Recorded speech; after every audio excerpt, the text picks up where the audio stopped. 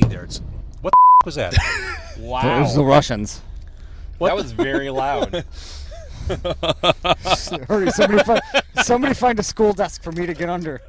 That was a firework, right? Yeah, that was I definitely hope a so. firework. If that was, that would be the Russians if it was not a firework. I knew it was trouble inviting you into this car. It was North Korea, go! This was unplanned, and the second we started doing something... Murphy's Law. Car Con Carne is sponsored by Alex Ross Art. Alex Ross Art will be at the San Diego Comic-Con from Thursday, July 20th through Sunday, July 23rd. Alex Ross is a titan. He is a legend in the world of comics. The things he's done with the characters we all know from DC, Marvel, pop culture. He reminds us why we love those characters in the first place. If you're going to San Diego Comic-Con, visit Alex Ross Art. Always a must stop by whenever you're at a con. Or if you can't make it to San Diego, just go to alexrossart.com.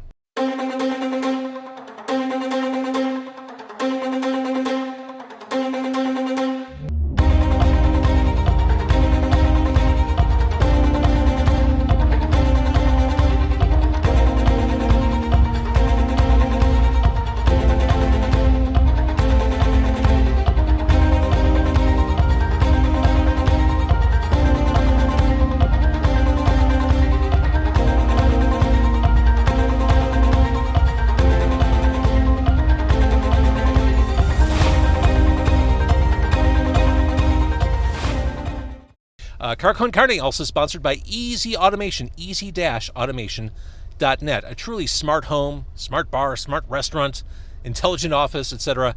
is never a one-size-fits-all proposition. You can get a quote by visiting easy-automation.net or call 630-730-3728. All right, it is Car Con Carne at Punk Rock Tacos. We're recording this on July 31st. July 3rd. July something. I got that one. It's the 8th. Oh, it's the 8th. Nerd. That was way off. Well played, Steve. This was impromptu. I came to Punk Rock Tacos with a plan to talk to a couple bands, not knowing that Showoff was a secret band on the bill. Truly not knowing. Which, by the way, you guys should have told me. We're a secret band. It was a secret, so we just couldn't do it. Showoff is back. You kind of kicked things off here at Punk Rock Tacos as we're recording this. It's great timing to pull you all into the car. If you're watching on video, if you're watching on Facebook or YouTube, to my right, that is Chris. Behind him, it is Steve. And behind me, it is returning guest Mickey, a percussive force of nature. I feel very comfortable back here and talking with you. This is time number 3 for you in the car? Yeah, something like that. Amazing. I can't believe you keep letting me back here. It's insane. All right, so Showoff, where are we at? We're recording this on a Saturday. You have a show coming up, like a legit on the books. People know about this one show happening on Friday, correct? On the 14th, yep. Friday the 14th. Where are you going to be? Burlington Bar. Burlington Bar. Yep, it's going to be awesome. It's going to be a lot of fun. It's our first show back officially in Chicago, and it is Dave, our old bass player's farewell show. So it's a the big last deal. Time. It is a big deal. I saw him online asking for gifts. Is that condoned by Showoff? Yeah. No. Chris doesn't like it, but I like it. Okay. I like that he asks for gifts. I think that it brings out the best in people. Chris hates Christmas, oddly enough, because of the gift giving. I'm in the name, so it's weird. Like Chris Messer, Christmas. Yeah, that's a good point. Are you going by Messer? Are you going by the real name? I mean, sometimes. That bird just took a massive poop. I don't know if you saw that. Mm-hmm. That was scripted. That was. The best bird shit is in Chicago. Go to birdshit.com. Well, Villa Park, really. Chicago has great bird shit, but the further west you go, like Villa Park, this stuff is rich. So we are outside Semitas Poblanos, the home, the ground zero for Punk Rock Tacos. Tell me what the state of Showoff is. It's the first big Chicago show back in action. Is there music? Have you guys been writing, recording? Yeah, we actually have probably 40 songs written, and we're getting ready to start recording, I think, in 3 weeks. So it's going to be a process, though, you know, because we're old. And so, like, Speak for you yourself. can't just, like, here's a whole week set aside for it. You got to plan that shit out and be like, we can record this day. The next day, I need my prostate exam, so can't do that. Can I volunteer? Yes. For the prostate exam? On or the Friday, I have recording? to. Yeah. On If Friday, you would like I to have fill in organize for my me bills. for my prostate exam, please do so. And as you say you're getting older, here's some good news. At least you're not the oldest person at Punk Rock Tacos. Are you sure? Oh, I'm pretty sure. I'm 71. Oh, wow. You age beautifully. Thank you. So what's your relationship as you're recording, as you have 40 songs written, as you're recording in 3 weeks, what's your relationship with the really old songs, the stuff that we came to know you through? So so when we play shows now, we played a show last night in La Crosse, Wisconsin at the Warehouse. Have you ever been there? Never.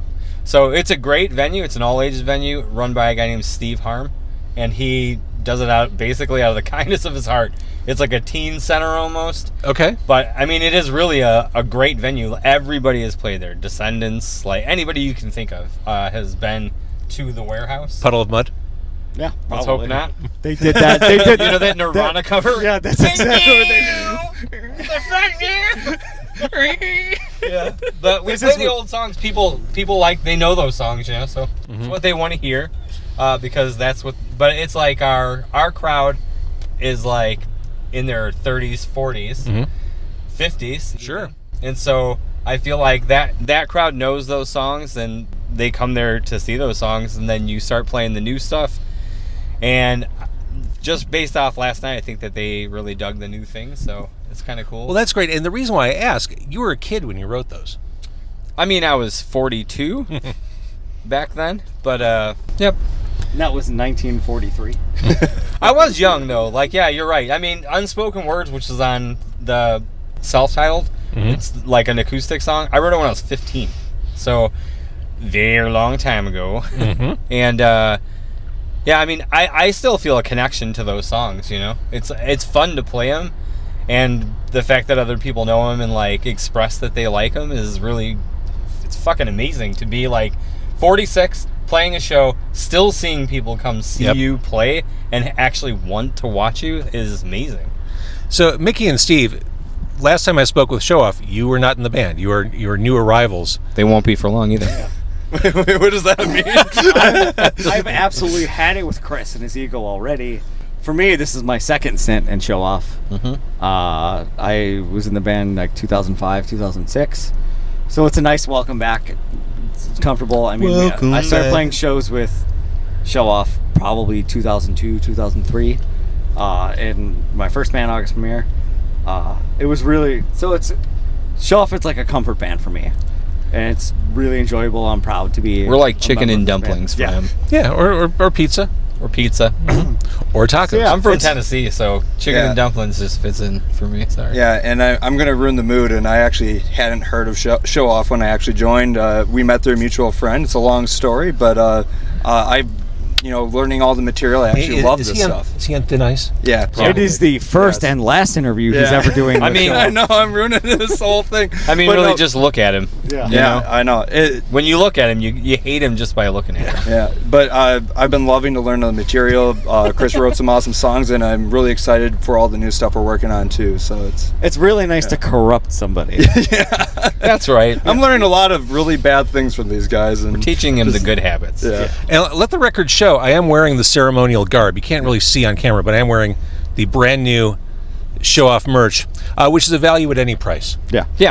I mean, we only $89.95. charge it. Yeah, we only charge $99.95. That's a bargain.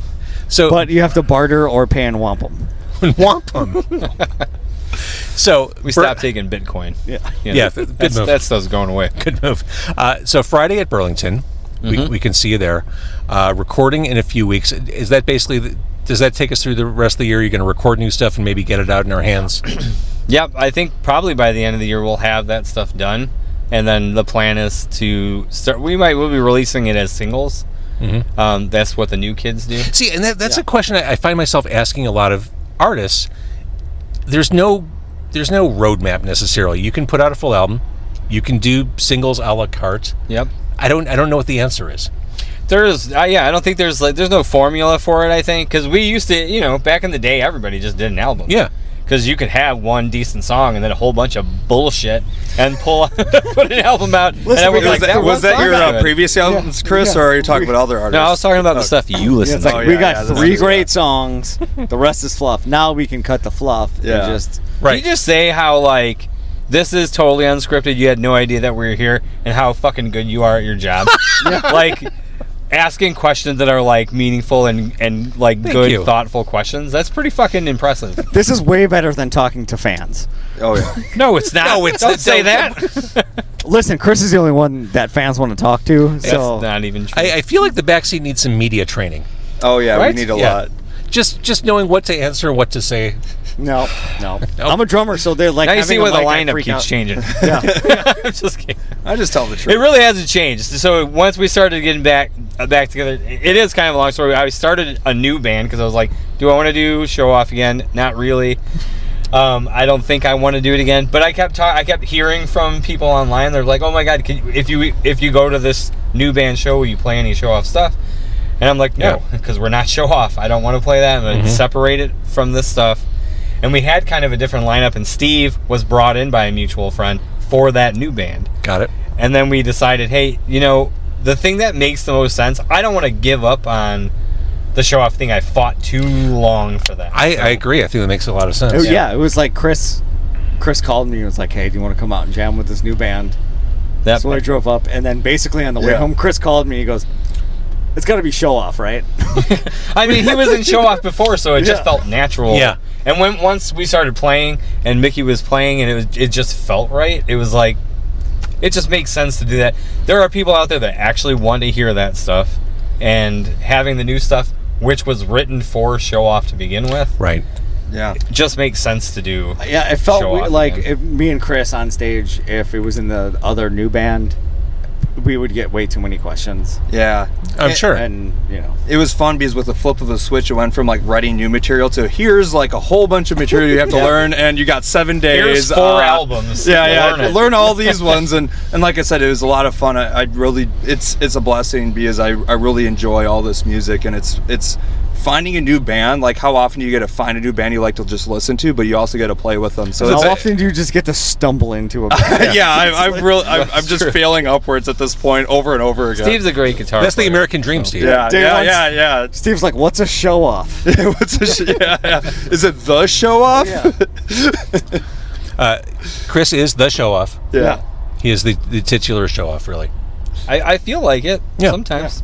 All right, so we can listen or look forward to new music later this year. We can see you live this Friday at Burlington. Hopefully there will be some more shows between then and the end of the year as well, but we're focused on the Burlington now. Yep. Yeah. There will be a lot of shows, but like Chicago shows, kind of have to space them out. Oh yeah, for sure.